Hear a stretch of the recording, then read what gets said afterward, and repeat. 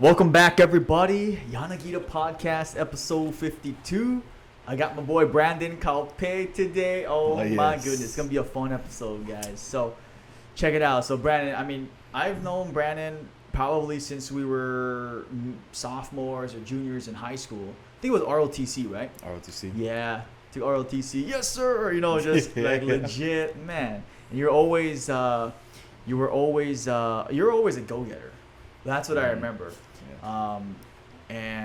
Actually, Branden was one of the guys who stood up for me, bro, when I was getting picked on and bullied. And, bro, stop picking on him, bro. Pick on someone your own size. And, I was like, I'm more small than everybody else. Yeah. But, because you were kicking ass in baseball. I was trying. Especially in high. I remember that time you were a sophomore. I was a junior. And since that time, man, the rest is history. You got drafted, 18. I remember, you were 18, right? I was 18 for about 2 weeks. Yeah, prior to that. That's crazy. And so, welcome to the show, Branden. I appreciate it, man. So, my boy. Well, how did you even get started to baseball?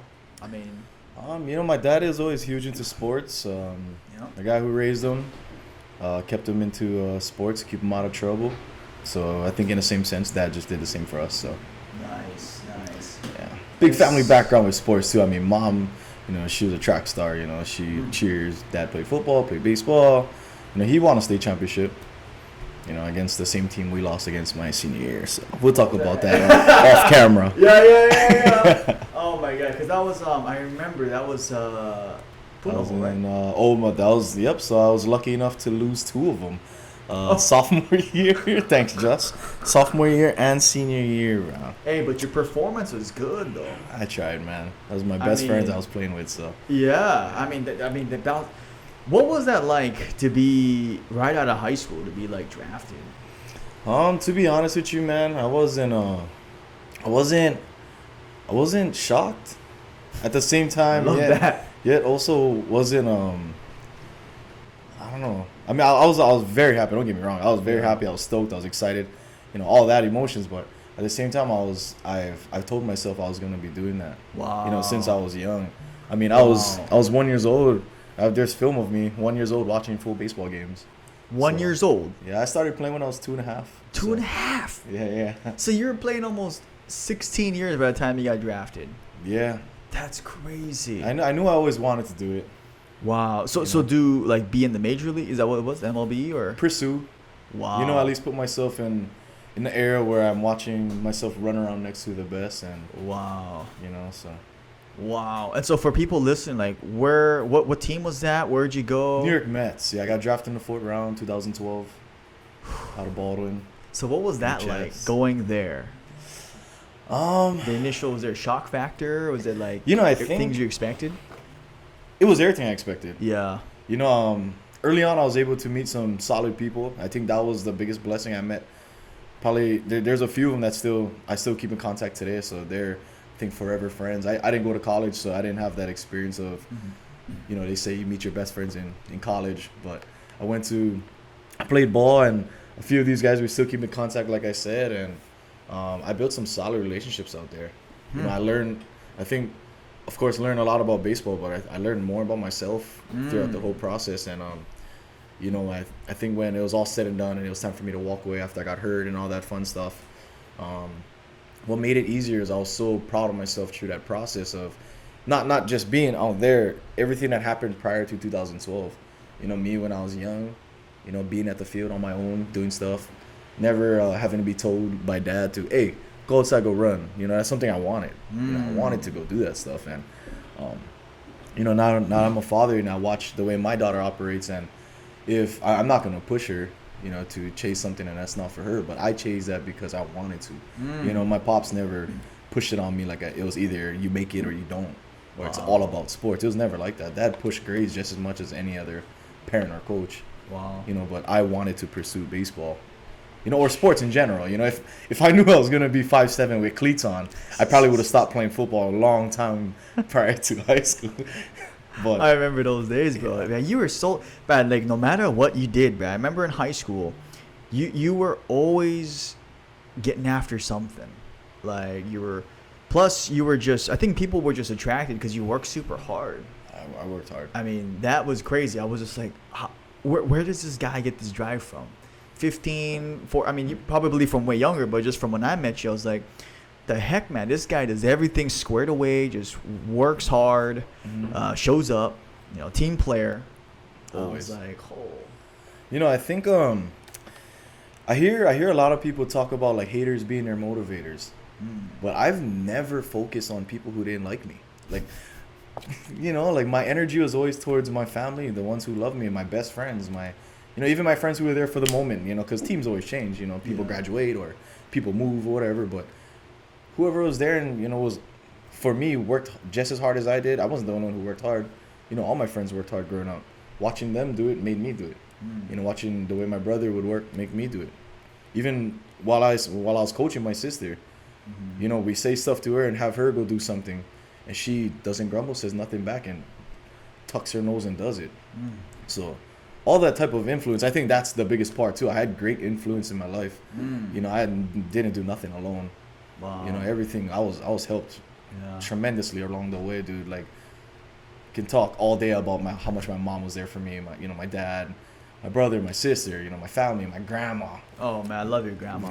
She's so like awesome, just laser. She just stares at you like, who are you again? Like, who are you again? I was like, oh God, it's me. She's amazing. Yeah.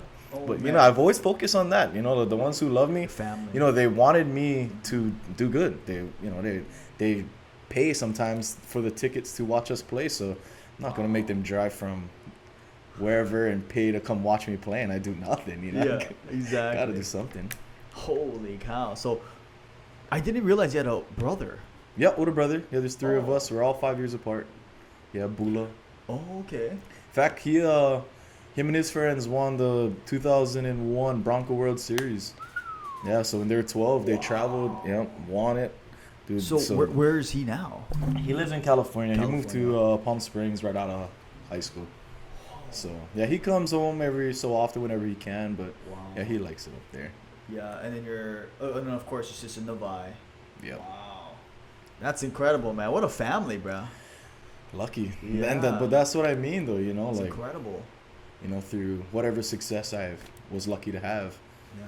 Never did nothing alone. One thing I really wanted to tell you that I admired was when you first got drafted, I remember seeing or hearing you bought like a family member a car. Mom and dad. Okay, yeah, that's what I thought it was. Mom was first. Yeah, I was like, wow. Like, that is inspiring to me, bro. Like, instead of like going out and buying some crazy stuff first, you're like, all right, let me buy this and that for my mom and dad. And that was incredible.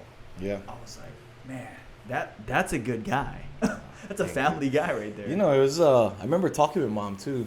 And it was way long before I even got drafted or even was being scouted. This is when I was in like intermediate EL school. And, wow. I asked mom, what kind of car do you want? And mom was like, oh, I always wanted a car with a sunroof. Like, you can see the moon at night when she's driving, or, being able to throw that thing back, something with leather seats. That was always mom's thing. So it could have been the most rundown car, but if that thing had a sunroof and leather seats, that's all mom asked for. Wow. You could have been doing it like Flintstones and mom would have been fine. As long as she had that roof and that leather seats, that's all she wanted. So I remembered that. And dad called me and he's like, hey, I know you want to forget your mom on car. And I was like, yeah. He goes, what kind of car are you thinking about? And I know nothing about cars. I don't know nothing. My truck, you got to hear when I lock and unlock my doors, there's this weird screech, and I never mention it to anybody. Yeah. Never mention it to nobody, but I just kind of let it go. Because I don't know what it does. But anyways, yeah, so I had dad just go, check around, see what he can do, find some cars or whatever. Found this one BMW. I was like, oh, yeah, that looks like something mom would like. Ended up picking it up, shipping it here. Wow. We brought it to, I think we were in up country at the time. It might have been someone's wedding. I think it was one of my cousins was getting married. Surprised my mom, called her. And then I drove the car up, brought my mom out, and I sent the alarm off. And I was like, oh, mom, it's your car. You got to turn your car off. And mom looks, and she was like, looking for her car. Her old car at the time. Yeah. Looking for her car. And I toss her the keys. She catches it. She's like, no. Starts ball crying. To me, that was one of the biggest moments of my life. I mean, not making my mom cry, but she was so happy. Oh, and it wasn't because you get a brand new car. No. It was because the fact that I went out, got her something, and it wasn't the present. It's who the present came for, the reason how, all that stuff. Yeah, from when you were a teenager. Mm-hmm, and I remembered it too, and I remember when I made it happen, dude. That was one of the most proudest moments of my life, for sure. Bro, where the heck does that come from, bro? Because not everybody has like that, like I'm gonna do this, and then actually follow through on it. Yeah. Like that's crazy. So you just always had that innate drive, or? Bro, I have no idea. To be honest with you, I don't know. Yeah, I think it's incredible. I'd love to give my mom all the credit for that. Yeah. My mom has the biggest heart. Wow. She's the backbone to our family. Dad's our general, so. That's the Dad general. is strict, dude. Oh. Ooh, man. I can see it, bro. Anything old school you can think of?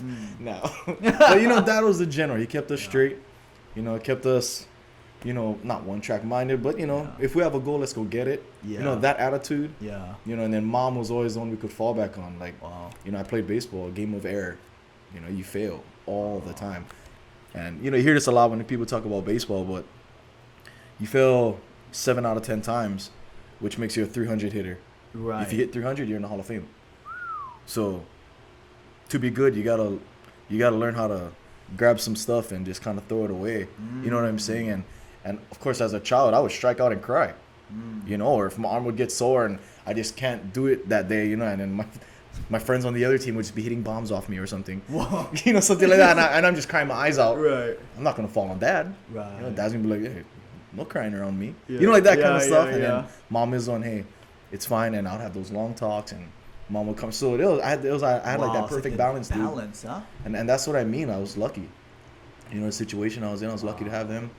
My brother was a big influence in my life, dude. Yeah. And after he left for college. My baby sister was still, because I was only 7th grade after he graduated. Oh wow. So yeah, she was 2nd grade, about to be 3rd. So he missed out a lot. He missed out a lot of, by playing. Yeah. All that stuff. We always keep in touch. We love each other to the moon and back, dude.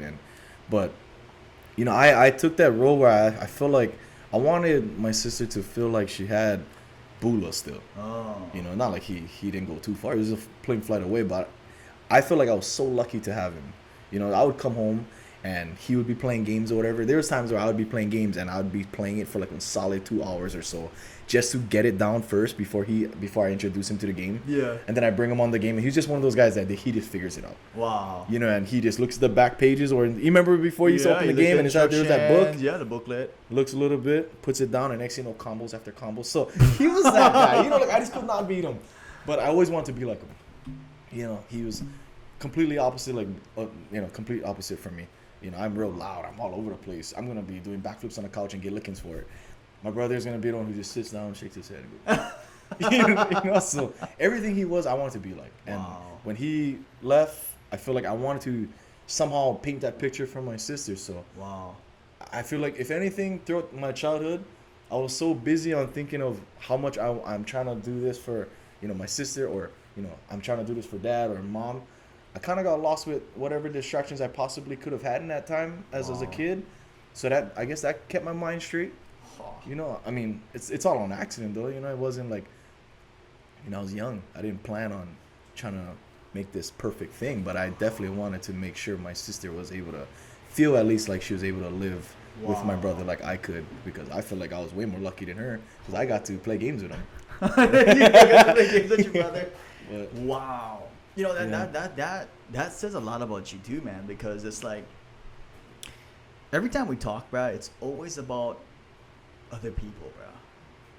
Like you're never like, bro, what's in it for me, bro? Or you don't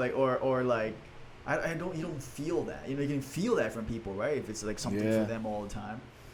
But with you, bro, like from as long as I've known you, it's always been it's for my mom, it's for my family. They're the one who helped me out. You always credit other people. Mm-hmm. It's like, oh yeah, no, it's because of her, my dad, and this guy over here, this good influences, and I just wanted to acknowledge that, Brad, before we keep going. But god dang, man, Appreciate freaking that. Branden, bro. Yeah, a lot of people, dude, Yeah. they put so much time in me. That's why, from all my coaches. I had coaches where they never even touched a baseball in their life, but they were there for 2 hours every day in that week just to make sure I was doing my thing.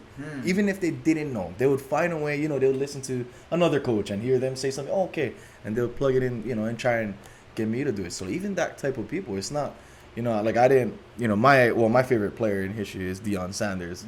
Him and Bo Jackson. Bo Jackson, the greats, man. Oh. There's different categories, there's those levels, legends and then there's that levels. group where it's like. That one, it's 1 out of 1,000. It's Dude, crazy. that's a category I always wanted to be in. The one where, because, get those Hall of Fame guys and get those guys who could have been great. But when I look at Deion Sanders and Bo Jackson, I feel like there's only 2 people you can put in that category. Levels, I've always wanted to be in that. But the reason why I say influence, and I was so lucky to have all these people in my life, was because that's where I wanted to be, and I feel like everyone helped me get there. Obviously I'm not playing right now. I should be in my prime doing big things or whatever, but they helped me paint that picture. So if I can do that for any kid that I coach or even just come across, I hope I can somehow do that for you. You know what I'm saying? Yeah. Because I'm super lucky to have the amount of people that even put their time in me, dude. Wow. You too. Shoot, you too. You could have ran this business and not given me a phone call, but you gave me a call one day, dude, and you're like, hey, do you remember back in high school, dude? And you start throwing back some memories, and now I'm like, oh, yeah. We start shooting some... Can I cuss on this thing? Yeah. We've been shooting some shit, and then... and you're like, yeah, I want you to come by, blah, blah, blah, whatever, and the rest was history, and, you got... Dude, you got me to come by, and no one can get me to the gym. No one can get me to... You got me to the gym, dude. I got to hang out with you, and, just like you, dude. I don't miss a beat, and I see someone who really puts their time into me. And I'm not saying in order for me to like you or respect you, you got to put your time in me. It's not that. It's just understand it doesn't go unrecognized. I'm not gonna miss, bro. When you do something for me, trust me, bro. I see it, and I'm so thankful, dude. And that's all I'm saying. Wow. I just remember, bro, because when you were here working out, pulling sleds with all the guys, that was when we had all the football guys. Yeah. Bro, Kaupe, bro, he's so fast, bro. What the? Bro, they're like, what the heck? And these guys. And then all the times we went to the field, and we did the short, the little sprint drills, and I just remember, man, this guy has some quick feet, man. hey, we had this. I remember, I think I was times. 10 years old. I was either 10 or 11. We had baseball practice. The Branden softball girls came down and showed us how to do these ladder drills. Okay, this is when ladders was I think it was brand new because it was the first time I've ever seen that thing. Yeah. And prior to that, our conditioning would just be, sprints, and we would run tons of laps. Everybody who played with us, they know what I'm talking about. We ran a lot. But I remember they came down this one practice. They ripped out these ladders. And we watched the way they were just bah, bah, bah, bah, bah, bah, and just smoking through these things. And we were trying, and we just couldn't figure it out. Wow. And we ended up getting those ladders, and I think that bumped my game up like crazy. And if you watch the way, technology and everything is the way for these athletes today, dude, went from me not knowing what a ladder looks like to now you got little kids who play flag football that just smoke through these things. And could you imagine what all sports looks like in 10 years with all these kids and the amount of training and the type of training they get, dude? Yeah. Well, information out there too now. 100%. Oh. That's key. Yeah, all the YouTube, the Google, it's right there.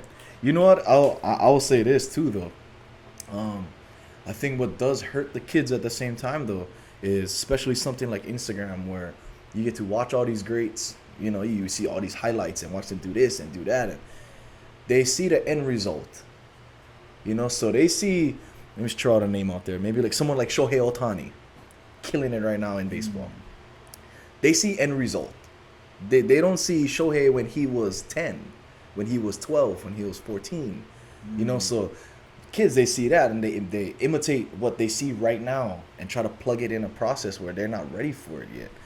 There's steps. You don't just come out the womb and just start swinging a bat and think you hit it 450 dead center. There's process, and I think that's, if anything, that's probably a takeaway from what the kids get today with social media and stuff. But But if they do tweak it the right way and they use it to their advantage, oh man, it's sky's the limit, dude. Yo, that's 100% true, man. Because it's so easy to like see anything, right? Like the end result anything. of a sport athlete, fitness guy, or whatever. It's like, oh, I want to look like that. I want to be like that guy. Yeah. And like what you said, they start emulating them, who they are right there. Conor McGregor, MMA, right? I'm gonna start being like that. Can you imagine? Like, I don't know, man. You ever seen that when he was boxing at 12 years old? You know, like, or like that, like what you're saying, baseball. Bro, that is so true. Yeah, process for sure. Process. Yeah. And that's the one thing I was always proud about. My process was fun. Wow. I enjoyed mine, you know. And so what do you remember, like what it was like? Was it like Monday through Friday, or like what like you mean just my childhood growing up, playing sports, you know, how my dad had us and stuff. Oh yeah, 100%. Yeah, what was that like, so people can kind of hear the process? Like that big smile, bro. Oh man, you know, it wasn't those crazy things. I'm not gonna come up here and make up a picture and tell you, oh dude, we woke up at like 5 a.m. I just said this the other day to one of my kids I work with. Oh, you know, we used to wake up like 5 a.m, drink a couple eggs, and you know, I'm not gonna do that to you, you know. But what it was like was when it was time to work, we worked. Though. That's it. You know, like our day looked just as regular as any other kid's day.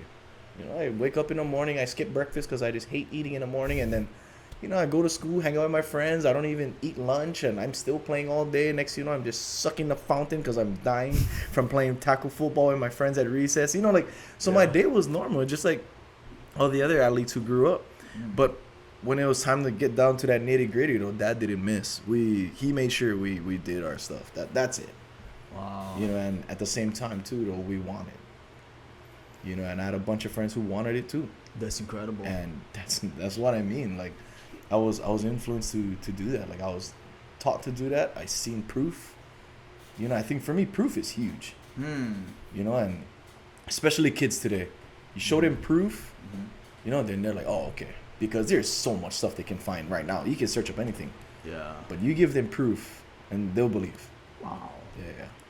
Proof meaning like a result is happening? Maybe not being result based, but seeing proof of this is what it took to do this. You know what I'm saying? Yeah. Got it. Yeah, just to have proof, you know, and build a culture and build a way to think that way. Because for me, I feel like I kind of walked into that. That's like that old school mentality. Like everything's like bang, bang, bang. You know, you do it like this. Like, right. But today, the kids have so much questions. They need proof, you know, and I think if we don't have the right messengers who give them the proof, then now they start doing this. I'm sorry. Right, go the other way. Yeah, and it starts becoming something different, and we're not really getting them to where we wanted to. Because I hear a lot of times about like old school versus new school stuff, especially in sports. You know, oh yeah, that's just the old school way. That's the way they used to do stuff.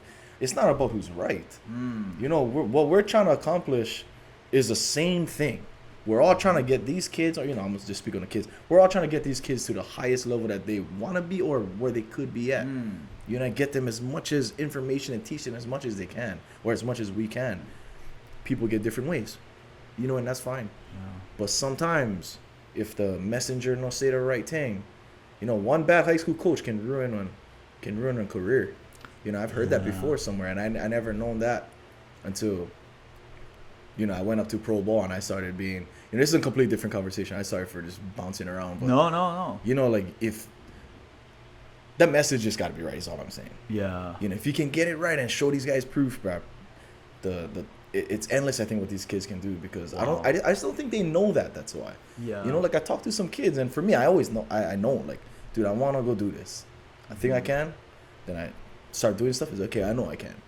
But I don't think the kids, you know, some kids today, or, you know, at least for the most part, the ones I work with, I don't think they know that they're capable of doing amazing things. You know, they watch other people be successful, but I don't think they know it's reachable.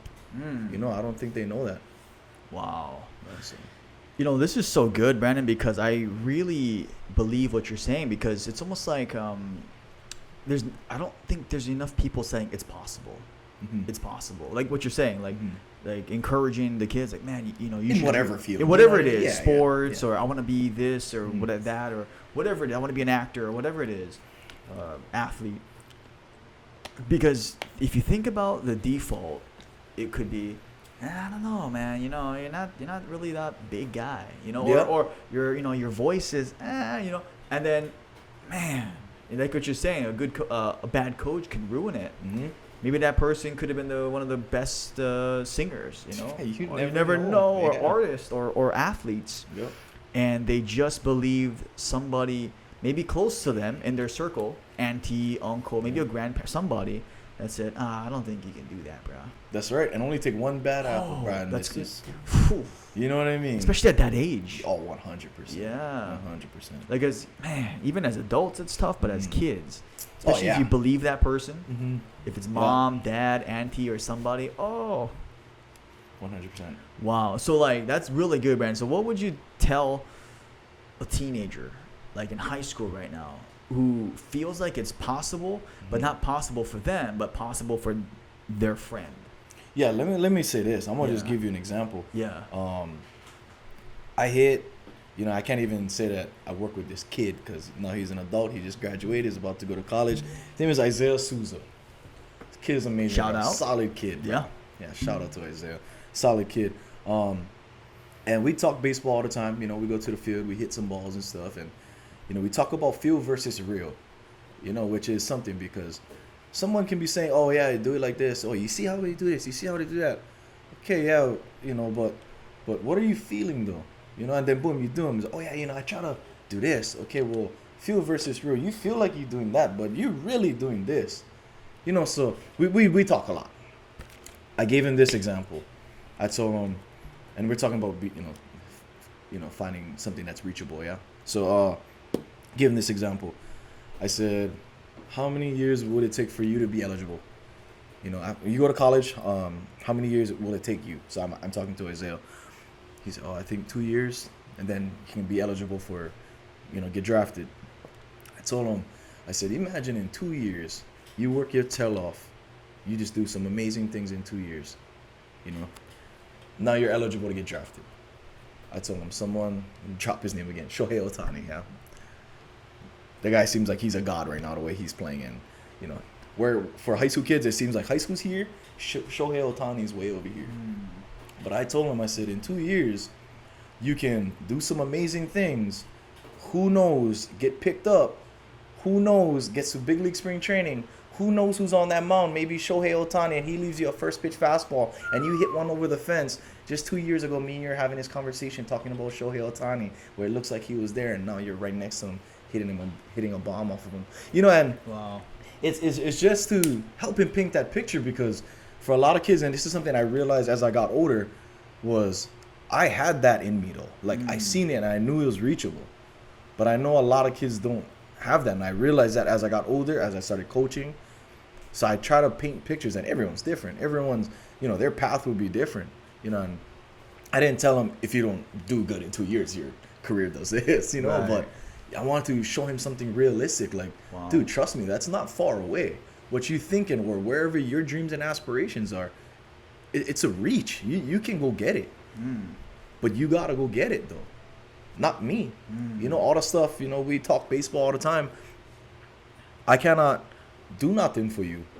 If I was to go lose some weight, I'm not gonna run bases for you, bro.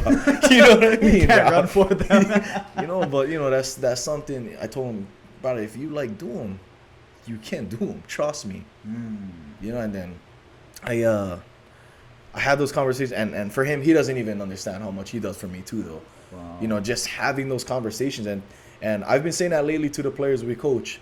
Over at Mount High, shout out to all the softball girls. I talk to them about having that conversation.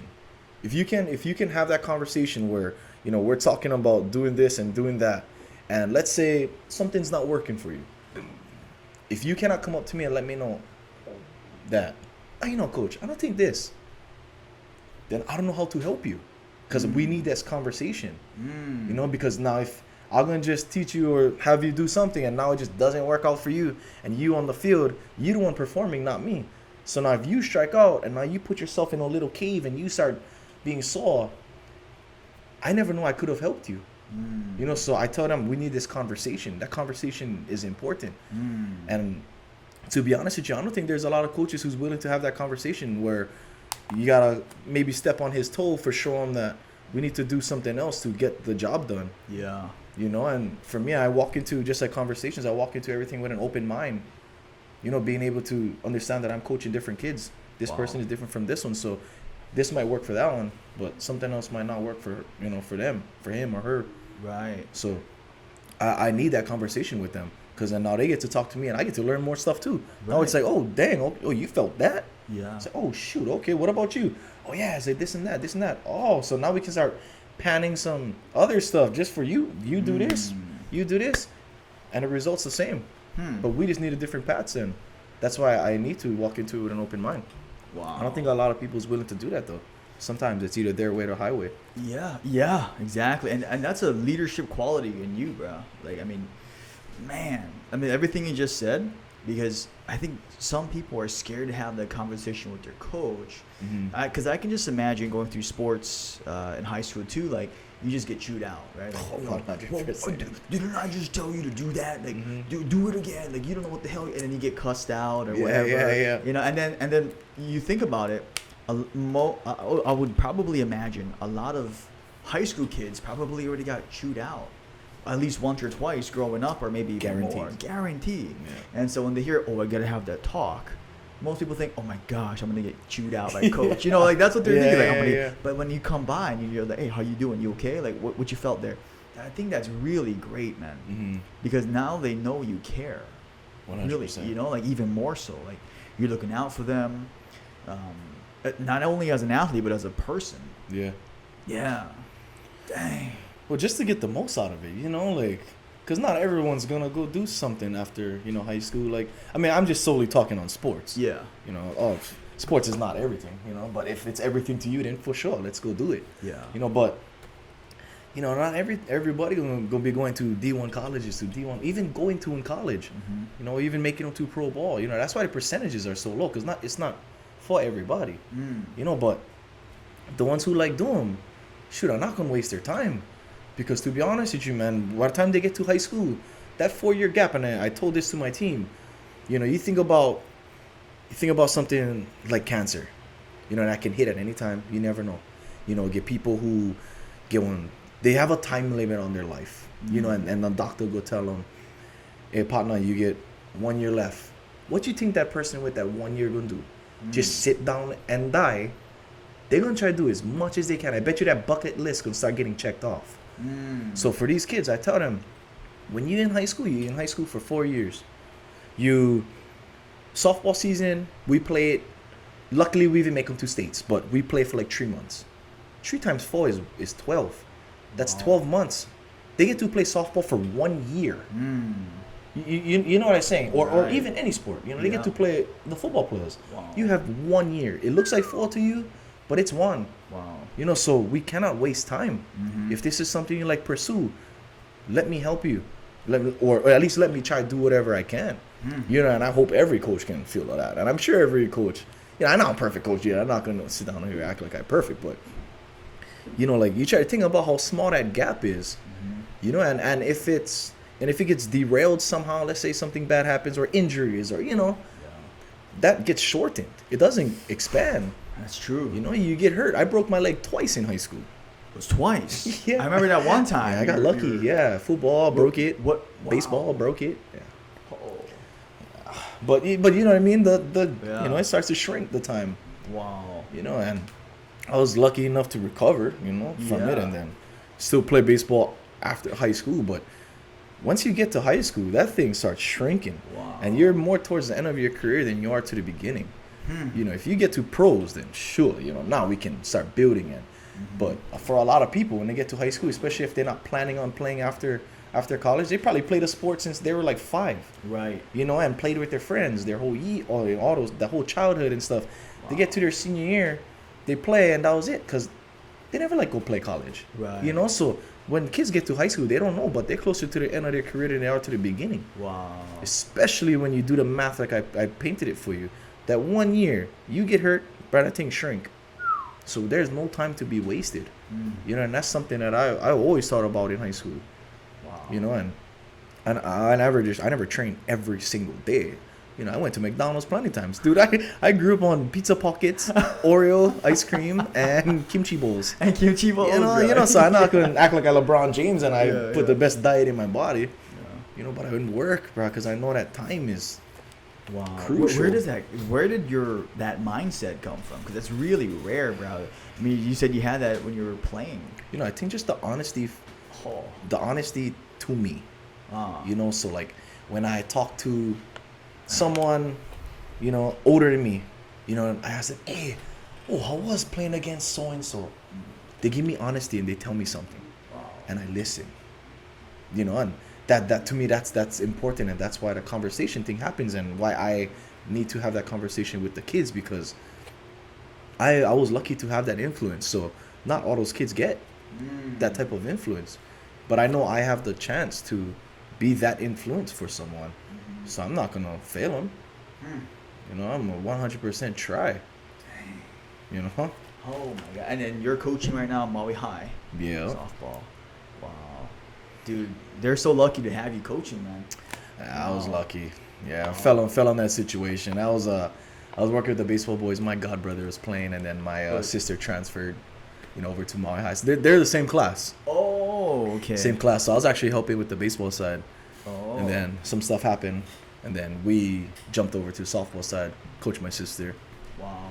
You know, and we got a bunch of talented kids that came up through the system right now. And you know, with this whole COVID thing that happened, which is, oh man, I can go on and on about what could have been this last, you know, or at least, you know, for our island, because Baldwin was loaded right before this thing hit. Dude, they had like 11 seniors, and they somebody could have brought a trophy home within this last, you know what I mean? Yeah. We didn't play this year either, you know, but last season someone could have brought it home. I think this year someone could have brought it home. We got a lot of girls healthy off of injuries. Wow. You know, so, but I think that's God punishing me, because I'm just not allowed to win a state championship. It's not allowed to. Oh my goodness, that's crazy. You know, but man, I mean, the whole COVID thing. I mean, we're still kind of in it, but we're tail end. Yeah, tail end. Wow. I mean, we could talk about that on the whole podcast, just one whole episode. 100%. Wow. You know, these are incredible examples, Branden, and what lessons, bro. I mean, what would you say was like for people listening, because some maybe your high school athletes listen to this, what was like a big turning point or lesson for you that like kind of like, wow, it hit home when you were playing off in the mainland? I mean, there's probably a lot. Yeah, there's a bunch. Yeah. But turning point as in what? What do you mean? Like, I guess like where you felt like that was a big lesson for you. Having my first daughter. Yeah. You know, she taught me a lot, and you know, she's 8 years old. You know, I talk to her sometimes and let her know about how much, you know, you mean to me, how much you've impacted my life and stuff. And it's my best friend. You know, I never know how much at the time I needed her. You know, and you know, she'll never be able to understand that. I'll never be able to express that to her. But I think when I was up there in the mainland, I was living in a world where there was Latinos, there was whites, there was blacks. I was Hawaiian. So I was Hawaiian, and I had long hair. You know, and in that at the time in the organization for the Mets, we wasn't allowed to have long hair. But so the team couldn't touch your shoulders. Oh wow! From what I can remember, because I got scolded for it. But I grew my hair up. Wow. You know, not hated, but you know, I never liked looking like everyone. You know, that's what made me stand out. Not because I was short. You know, so you see me. Right. You know? Yeah, I stand out next to all these other dudes because I'm short. Wow. And that was like the weirdest benefit. Yeah. You know, me being short, they see me. It's like, okay, now they got to watch me do something. Wow. You know, they're forced to watch because now I got to do something great. Yeah. You know, and, you know, luckily in my childhood, I got lucky a few times. But, you know, having her was the biggest thing that, you know, helped me, I think, in the process, because I seen so many different cultures and I blended with everyone. You know, dude, I'm friends with everybody. So, you know, I would hang out with the Latinos one day. Yeah. Those guys are hilarious. But I talk with these guys, listen to where they come from. And these guys come from areas where, their room is their bathroom. Wow. You know, they sleep next to, there's a hole in the ground, and that's called a toilet. Their roof, when it rains, is loud. The wind might blow off their roof. You know what I'm saying, dude? Wow. So I met some guys up there where they come from hard times. And that's what also made me, like, realize, like, dude, I'm lucky. These are the guys you're playing with.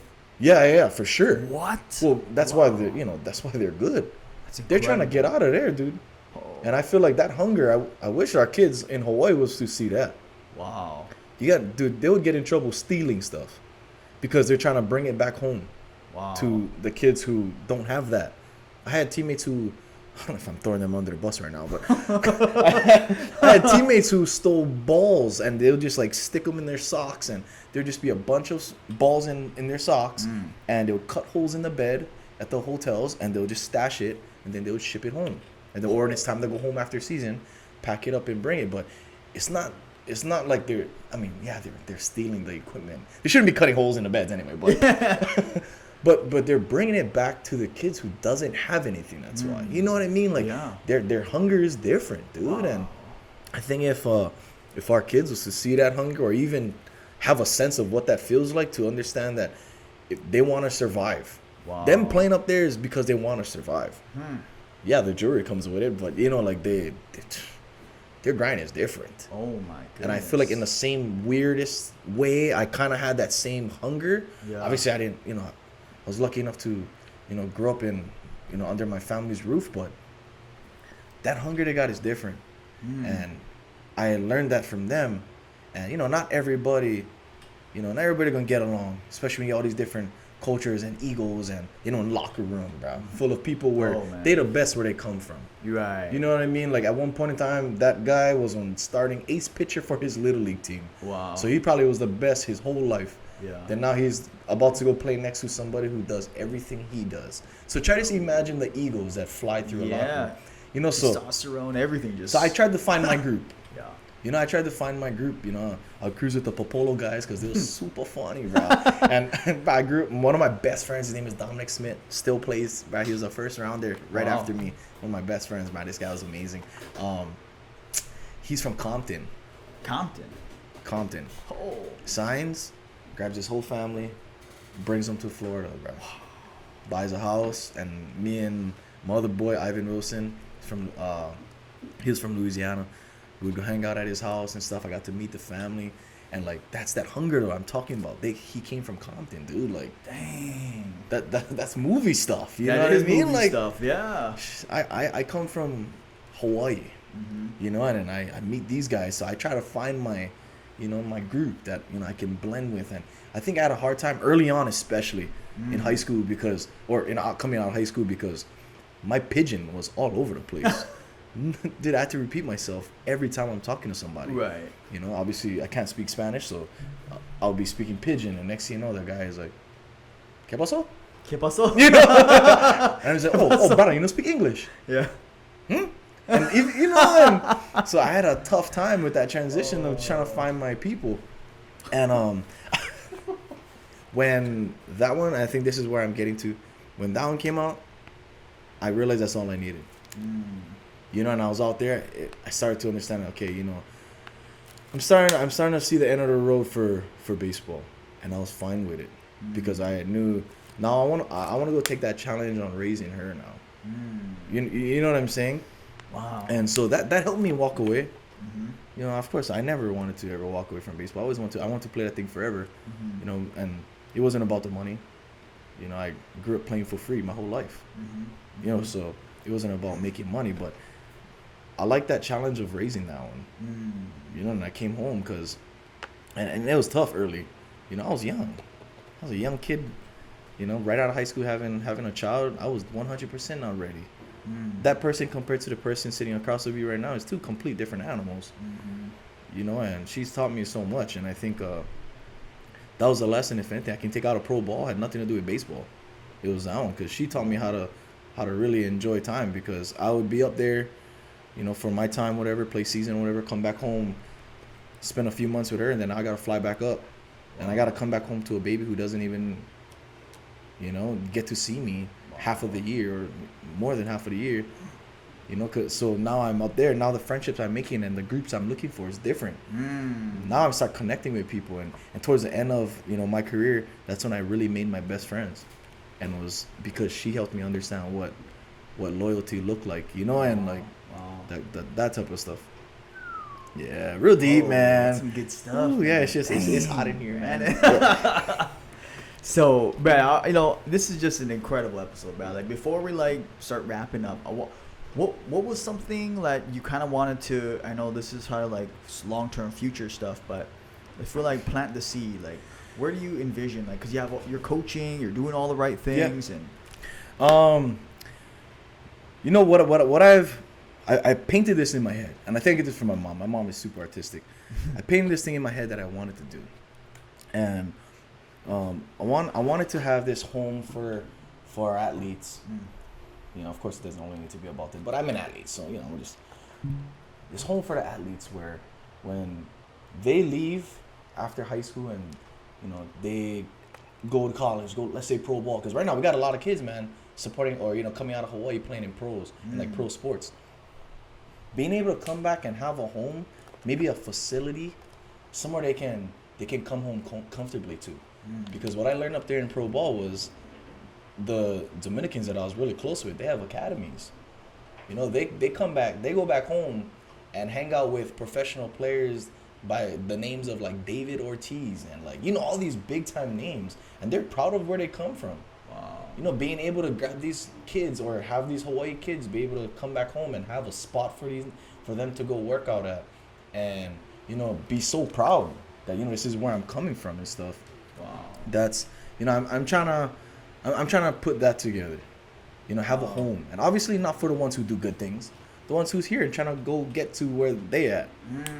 So a facility where people get to see end result, because obviously we have our Hawaii kids out there doing their big things, and shout out to them, and the young ones who want to get to where they're at. And now if we can put them in the same building, try to imagine it looks reachable. Yeah. And that's the picture, dude. Like, trying to make things look reachable to these kids. That's crazy, man. And I really admire what you just said, because making it reachable for the people now, for the kids now, teenagers, because honestly, like when even just the times that you came here and you worked out and pulling sleds and bruh, like doing that, people were like, oh shit, maybe I can too. He's a Hawaiian from born and raised here, and bruh, maybe I can win states too. And people were literally like just so invigorated by you being here, working out, and they were like, man, like I think I can win states. And some of them won states. They're like, holy crap, I went from like number 8 or 9 to number 1 in 1 year.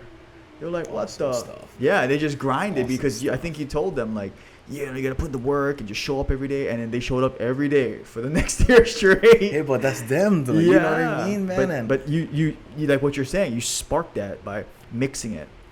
Appreciate that, dude. But yeah, that's what I'm trying to create. And look at you doing your big thing. So I watch the way you move, and I watch the way you inspire, and about mental fitness and mental health, and oh man, dude, you don't understand how much I'm into that.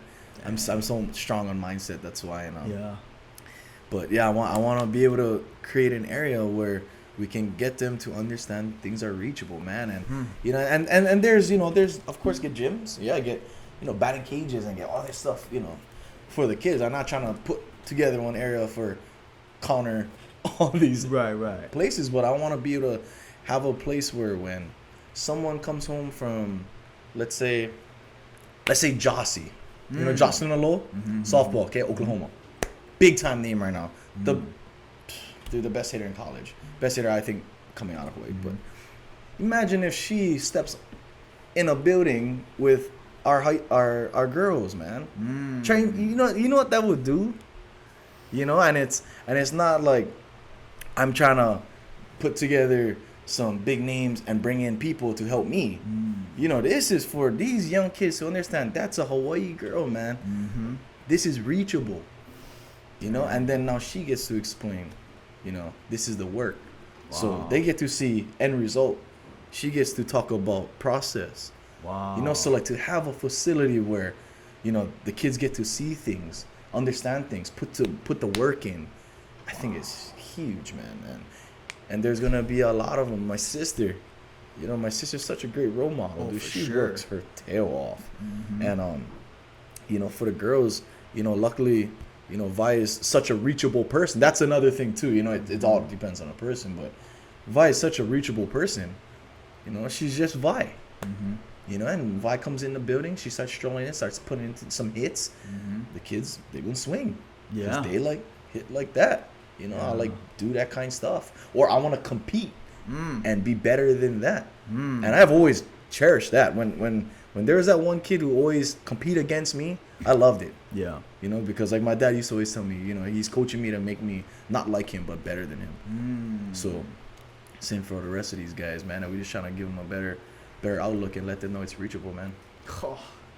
You know, before we wrap up, Brandon, I just got to say something about not only your character, I keep saying that, but your humility, bro. Like, you're very modest, and to the point where I know you're so confident, but then you like downplay yourself, and it's so genuine humble. Like it just, you're such a good example, bro.